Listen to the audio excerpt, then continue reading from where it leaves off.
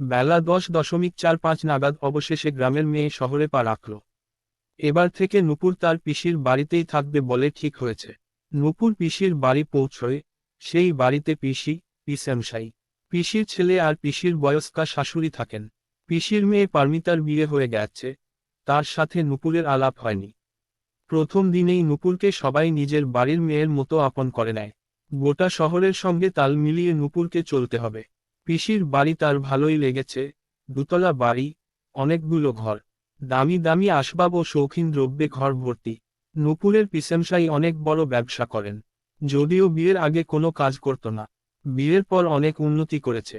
রাতে ডিনার সেরে তাড়াতাড়ি শুয়ে পড়ল, কেননা কালকে পিসেমশাই এর সাথে কলেজে ভর্তি হতে যাবে। প্রথম রাতে নূপুরের ভালোই ঘুম হলো। পরের দিন সকালে ব্রেকফাস্ট সেরে কলেজের ভর্তির জন্য বেরিয়ে পড়ে নূপুর ও তার পিসেমশাই। গল্পের নায়ক শহরের বড় পরিবারের ছেলে রাজ। সারাদিন পড়াশোনার সাথে সাথে বন্ধুদের সাথে পার্টি, ক্লাব নিয়ে থাকে। আজকে তার কলেজে ভর্তির দিন। সকাল 9টা বাজে, এখনো ঘুমোচ্ছে। কেনই বা ঘুমোবে না? গতকাল রাত 1টার সময় বাড়ি ফিরেছে পার্টি করে। রাজের মা অনেক ডাকাডাকি করার পর অবশেষে ঘুম থেকে ডেকে তুলতে পারল। রাজ ফ্রেশ হয়ে খাবার টেবিলে এসে ফানি জোকস শুনিয়ে সবার রাগ জল করে দিল। এভাবেই প্রতিবার বাড়ির সবার বকুনি খাওয়া থেকে বেঁচে যায়। আসল কথা, বাড়ির সবার আদর পেয়ে পেয়ে দিনকে দিন অবাধ্য হয়ে গেছে। নিজের ইচ্ছামতো চলে। ব্রেকফাস্ট সেরে রাজ বেরিয়ে পড়ে কলেজে অ্যাডমিশনের জন্য তাড়াহুড়ো করে যেতে গিয়ে কলেজ ক্যাম্পাসের বাইরে একটি মেয়ের সাথে রাজের ধাক্কা লাগে। মেয়েটি পড়ে যায়। রাজ হাত বাড়ায় মেয়েটিকে তোলার জন্য, কিন্তু মেয়েটি নিজে নিজে ওঠার চেষ্টা করছিল। অবশেষে উপায় না থাকায় রাজের হাত ধরে ওঠে। এই প্রথমবার কোন মেয়ের নরম হাতের স্পর্শের অনুভূতি। রাজের কাছে পৃথিবীর সমস্ত অনুভূতিকে হার মানিয়েছিল।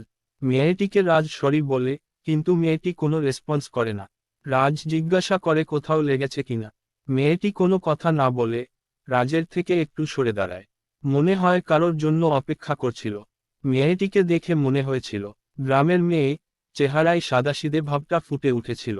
লাল একটা জামা পরে এসেছিল, চোখে কাজল, কোমর ছুঁয়ে নেমে যাওয়া একরাশি চুল মাথায়। অ্যাকচুয়ালি মেয়েটি খুব একটা সুন্দরী ছিল না, তবে তার ঘন লম্বা চুল দেখেই রাজভিমরি খেয়ে গেছিল। মেয়েটির চুলের দিক থেকে যেন চোখ সরছিল না রাজের। হঠাৎ একজন ভদ্রলোক আসেন, তারপর মেয়েটি তার সাথে চলে যায়। রাজ ভেবেছিল মেয়েটি হয়তো তার বাবার সাথে এসেছে কলেজে ভর্তির জন্য। কলেজে ভর্তি হয়ে বাড়ি চলে যায় রাজ। বাড়ি গিয়ে তার বারবার মেয়েটির কথা মনে পড়ছিল। আগে কখনো তার সাথে এরকম হয়নি। রাজ হ্যান্ডসাম, তাই অনেক মেয়েরাই রাজকে প্রপোজ করেছে, কিন্তু সে কোনো মেয়েকে পাত্তা দেয় না। তাহলে আজকে ওই মেয়েটিকে দেখে রাজের কি হলো? যতই মেয়েটিকে মনে না করার চেষ্টা করে, ততই তার সেই নরম হাতের স্পর্শ মনে পড়ে যায়। এদিকে নূপুরের অ্যাডমিশন হয়ে যায়। আর কিছুদিন পর থেকেই কলেজ স্টার্ট হবে। নূপুর অল্প সময়ের মধ্যেই গ্রামের কথা ভুলে গিয়ে শহর জীবনের সাথে খাপ খাইয়ে নেয়। নূপুরের কলেজের প্রথম দিন, সে অনেক এক্সাইটেড ছিল নতুন ফ্রেন্ড, নতুন কলেজ নিয়ে। গতকাল রাতে তার ভালো ঘুম হয়নি। সারা রাত প্ল্যান করেছে কলেজের প্রথম দিন নিয়ে। কলেজে গিয়ে সোজা ক্লাসে ঢুকল নূপুর। ক্লাসে অনেকেই বসেছিল। নূপুরের পাশে বসে থাকা মেয়েটি তন্নির সাথে তার ফ্রেন্ডশিপ হলো। আবার রাজেরও আজকে কলেজের প্রথম দিন। রাজ আর ওর তিনজন কাছের বন্ধু আকাশ, লিজা আর শুভ্র সবাই একসাথেই ক্লাসে ঢুকলো। হঠাৎ রাজ দেখতে পায় প্রথম দিনে যার সাথে ধাক্কা খেয়েছিল সেই মেয়েটিকে। সেই মেয়েটি আর কেউ না, রাজ নূপুরের সাথে ধাক্কা খেয়েছিল। রাজের চোখ বারবার মেয়েটির দিকেই উকি দেয়। সে মেয়েটির সাথে কথা বলতে চেয়েছিল, কিন্তু কোনো সুযোগ ছিল না তার। ফাজিল বন্ধুদের চোখ এড়িয়ে কিছু করতে পারবে না, ঠিক ধরা পড়বেই। রাজের বন্ধুরা নিজেদের মধ্যে আড্ডা দিচ্ছিল আর ভীষণ জোরে জোরে হাসাহাসি করছিল। ওদের চেঁচামেচি শুনে নূপুর ওদের দিকে তাকিয়ে রাজকে দেখে চিনতে পারে সেদিনের সেই ছেলেটা যার ধাক্কায় নূপুর পড়ে গেছিল।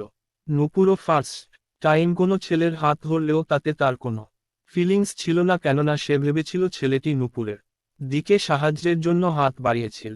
প্রথম দিন তেমন একটা ক্লাস হয়নি। টিচার যখন সবার সাথে পরিচয় করেন, তখন রাজ জানতে পারে মেয়েটির নাম নূপুর। নামটা শোনার পর রাজ আর এক ঘোরের মধ্যে চলে যায়। তারপর তার বন্ধু আকাশের খেলা খেয়ে বাস্তবতায় ফিরে আসে। সেদিন ক্লাস শেষে করে যে যার বাড়ি ফিরল। পরের দিন হাসাহাসি করতে করতে রাজ ক্লাসে গেল তার 3 বন্ধুর সাথে। এমন সময় ক্লাসে ঢুকল নূপুর। নূপুরকে দেখলেই রাজের মধ্যে কেমন একটি অনুভূতি কাজ করে। নূপুর গিয়ে বসল সামনের লাইনের একেবারে বাম পাশের একটি বেঞ্চে।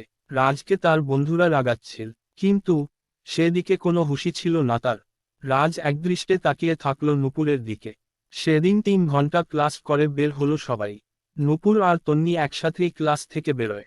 রাজ ভেবেই নিয়েছিল আজকে নূপুরের সাথে কথা বলবে। তাড়াতাড়ি গিয়ে নূপুরের রাস্তা আটকে দাঁড়ায়। Raj, hi, I am Raj, can I be your friend? Nupur কোনো কথা বলে না। রাজের এইভাবে পথ আটকানো আর নূপুর রাজের প্রশ্নের উত্তর না দেওয়া, এসব কিছুতে তন্নি বিরক্তবোধ করছিল। অবশেষে নূপুরের হয়ে তন্নি রিপ্লাই করে, তন্নি, এই যে হ্যান্ডসাম, আমি যতদূর জানি নূপুর কোনো অচেনা ছেলের সাথে বন্ধুত্ব করবে না। আমাদেরকে যেতে দাও। এই বলে নূপুর আর তন্নি চলে যায়। রাজের ডাকাডাকিতে ওরা ফিরে তাকায় না। রাজ পেছনে ঘুরে দেখে তার দুষ্টু বন্ধুরা সবটা দেখে নিয়েছে। এবার ওদের হাত থেকে বাঁচা মুশকিল। নূপুর আমাকে ইগনোর করলো, এই ব্যাপারটা নিয়ে এবার আমার বন্ধুরা রাগাবে। আজকে এতদিনের প্রেস্টিজ গেল। রাজের বন্ধুরা অলরেডি রাগানো শুরু করে দিয়েছে। রাজের ওদের কথায় মন ছিল না। সে ভাবছিল নূপুর আজকে কথা বলিনি তো কি হয়েছে, কালকে ঠিক কথা বলবেই। এইভাবেই কলেজের দ্বিতীয় দিন কাটল। তাহলে রাজ কি নূপুরের সাথে ফ্রেন্ডশিপ করতে পারবে? আর নূপুর কি শহরের অচেনা ছেলের সাথে বন্ধুত্ব করবে?